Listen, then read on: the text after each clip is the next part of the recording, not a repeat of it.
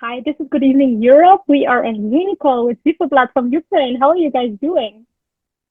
I think we're doing great. We arrived like a week ago. Yeah, And yeah, we had two rehearsals, and right now we're just doing interviews and trying to prepare for the 12th of May and then for the 13th of May. yeah. And as you said, you have had your rehearsals. You have been on stage for the first time. How was that experience? Was it what you expected? In the 7th of May, actually, we had our second time on the stage. I think it was good. Yes, some corrections we need to make, of course, but everything, the rest of the actions are good. So we are very excited we are waiting for the 12th of May to have a jury show. Yeah. And we have seen 30 seconds of your rehearsal clip as well as some pictures, and you have some very beautiful costumes that we can say are a bit upgraded from your national selection. What was the inspiration behind those costumes? Why would you make it?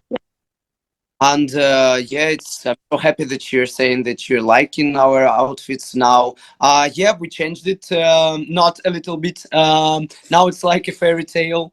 Um, I mean, there is a little there's different conception of outfits. If we're saying about the national selection, it's about just 70s vibe. But if you're like talking about the our main costumes for the semi-final, it is something about yeah, it's a miracle, it's fairy tale. We wanted to do something magical because the song is something like a dream for every Ukrainian. Yeah. So fairy tale, this word is suits to this kind of station. Inspiration, I don't think it will be right to me to explain because it was made by our customer Ivan Frolov, and I think he's quite famous because he did costumes for Sabrina Carpenter, for Beyonce, Måneskin, yes, and for I don't know, for maybe for Doja Cat. I can Doja Cat. J Lo, of Yeah, course. yeah, yeah. Yeah, so it's better to ask him, but I can say that I like it so much, and I'm wearing the blue one, the blue costume. Yeah. This one means it's our favorite color, means favorite for me, for Freder, and for Daniel. So Daniel is wearing the pink one because I don't know, it's something that reminds me about the fairy tale, as I mentioned, about the Disney's movie and something. And yeah, and how you call your color? Tan Tan, yeah. Onion, Cyan, yeah, yeah, yeah. or Tiffany. Tiffany, yeah. That's like I like these outfits. It is. I would also say I really like the outfit of the backing vocals as well. I think it fits very nicely into the theme. Thank you so much. So, Thank you. of course. And your song Bird of Prey, it's partly in English, partly in Ukrainian. Why did you decide to make it a mix of both languages? Because last year we took a second place in the national selection. The song was only in English, and I Yeah, decided, yeah, we need to do. It is necessary to do something that will represent Ukrainian nation in some way. So we wanted um, to uh, to add our Ukrainian roots. So I used the Ukrainian choir. The girls will sing in Ukrainian traditional style, and yep, that's why I wanted to use the Ukrainian part, and because to be understandable in Ukraine, and of course the English part is for Europeans, because of course we could do the whole song on English, yeah, but I saw that I was a little bit inspired by I think Jerry Hale's last year entry because she mixed the Ukrainian language with a little bit of English. We have more, but yeah, it's for Europeans and it's for Ukrainians, of course, because this song represents the whole European nation, I think. yeah. And is that also the message you want people to take who watch it on the night, or what is the message you want to convey with Bird of Prey? Yeah, because the Bird of Prey is about hope, it's about changes, and I want peace for everybody as we in Ukraine are waiting for the war to be over. And yeah, it's about Ukrainians and it's about yeah, every people that left their homes and want to come back.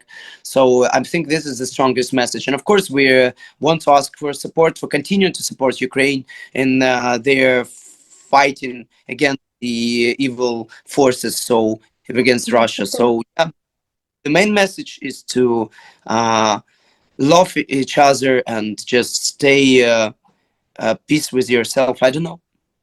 Yeah, that's a beautiful message. And as you say, it's still a very hard time for many Ukrainians. What does it mean for you to be able to represent Ukraine on such a big stage where Europe is watching? You know, I wish we were representing Ukraine in different times, but yeah, because to be a part of Eurovision, I think it was for the whole team, it was the childhood dream.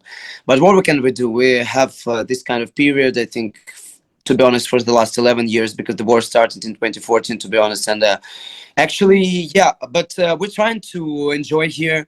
And yeah, we have two missions. Of course, we have the first one is to remind Europeans about the war. It's ask for support. It's to get, you know, we just started a fundraising company for to demine Ukrainian territory, because Ukrainian territory is so mined, like it's most mined country in the world. As Fede always says, like yeah, it's territory who mined is 175,000 square kilometers. It's like it's like 3.5 Switzerland territory. yeah, imagine like Switzerland should know. It's like a 3.5 Switzerland. So this total territory, and we need to demand them, and we don't want to use our soldiers or just casual guys to do this kind of job. So we want to buy robotic systems, and we are fundraising money for this.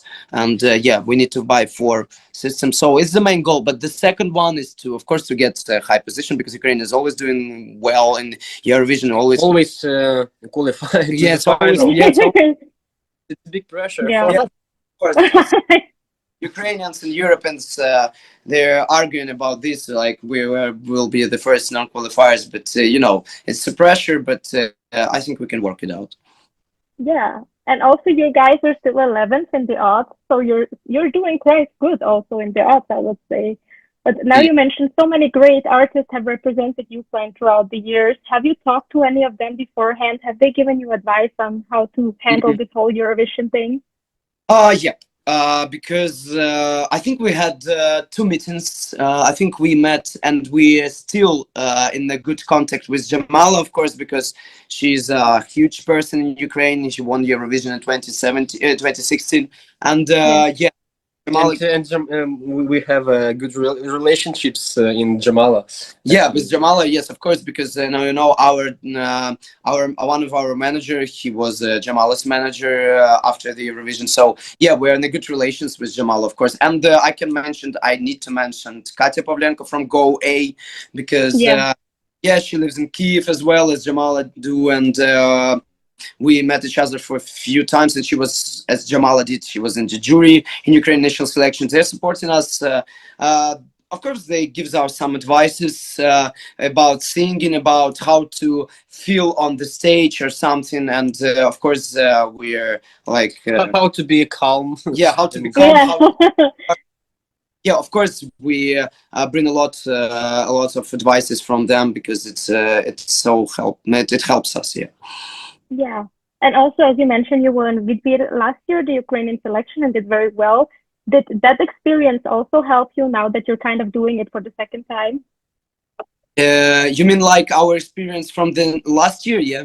Yeah. If that has helped you in any way, even if you didn't go to Eurovision. It was helpful when we were participating in the national selection. It's logical, because yeah, use the situation.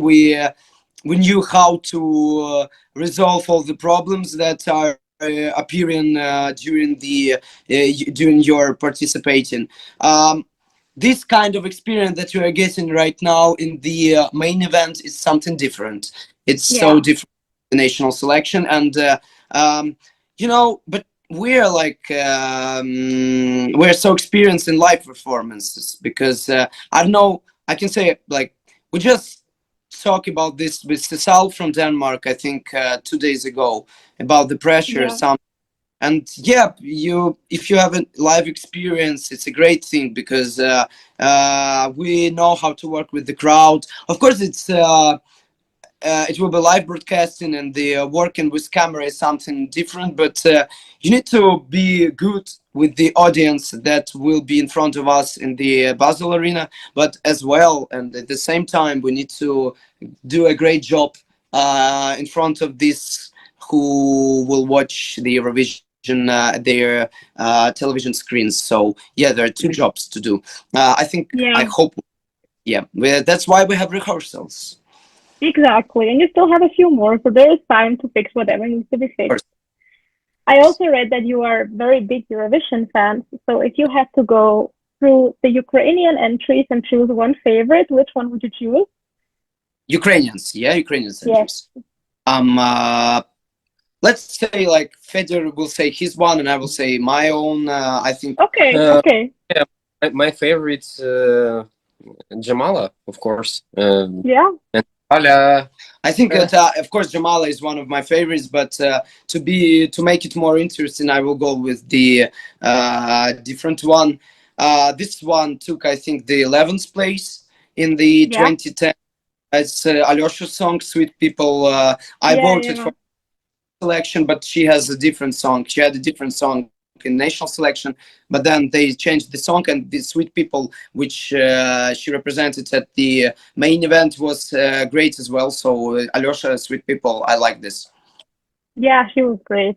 I think And for of me course, personally, yeah, yeah. yeah, Yeah, because for me personally, actually, when I watched Ruslana in 2004, that was the time I got into Eurovision. So yeah.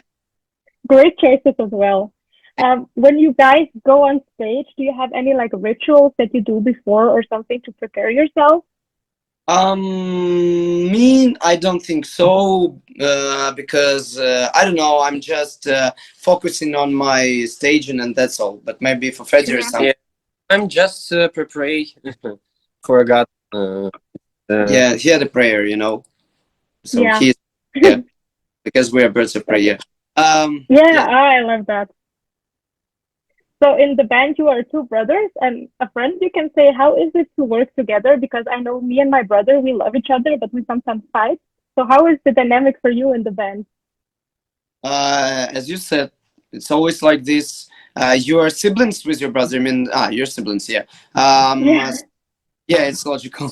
um, yeah, of course, we are arguing every time, and but that's a good way to make something unique, because we have different point of view on everything, and that's helps us to make something unique, something between us two, because Fedor is like a judgment in this kind of situation. He's always resolving our separate separate points of view. So yeah, it's hard, but I think for the music, it's something that helps you every time to create something unique. Of Yeah. And during this Eurovision uh, season, have it helped you that you are so close and it's someone you trust so much? course, because we are under big pressure, and we always can like resolve some mental problems just by talking to each other, and yeah, because we understand each other well. So like no one in the world. So yeah, it helps, of course. That's beautiful. And I think your band name is also very interesting. I read that it was inspired by a cafe in Ukraine, but how was it that you decided this is the name for us, and what does it mean to you? I can remember exactly, to be honest. There are a lot of stories behind this name.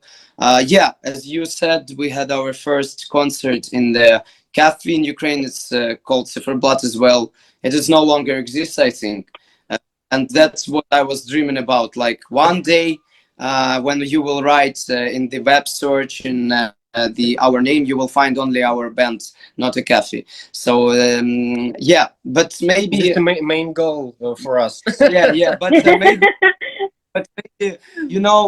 because our band is mixing different styles of different decades of music, so I think that Yeah, blood, because it means clock face or dial, and it is something that explaining well our music, because we're mixing a lot of styles from different decades, and there's something about time, so I think this name is a good name for us.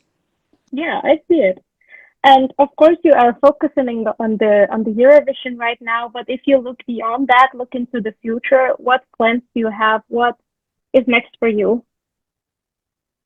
Of course, we want to use Eurovision to grow up in Europe, because we want to start to be a European band, and no doubt we want to do this. But I don't know, like, Eurovision is a good tool to make more popularity, to be more popular in Europe. I don't know. We're trying to do a European tour after Eurovision, I think so. And I think we want to. We just released our first English language album. It's called Of Us, and it's for Ukrainians and most for like Europeans, of course. And yeah, of course, we want to try ourselves in Europe. We'll see where it will lead us. That sounds great. And I want to say thank you guys so much for speaking to me, and very much good luck. And before we end this, I was wondering if you could give a message for the Danish fans who are watching this. Of course, Danish fans, I think some of them saw us already, because I was in the common live broadcasting with 𝐶𝐶, I think 2 times. And yeah, we're asking for support. We're in different semifinals, but maybe I hope we and 𝐶𝐶 will be in the grand final. So you will vote for us if you want, if you like our song. And anyway, thank you for your support. We see everything that you're doing for us. Denmark helps Ukraine a lot, and with the arms, with the money. So yeah, thank you. It's the first thing that I need to say. And of course, if you'd like to support us in the final, we'll be very thankful for this. Thank you, and see you in Basel.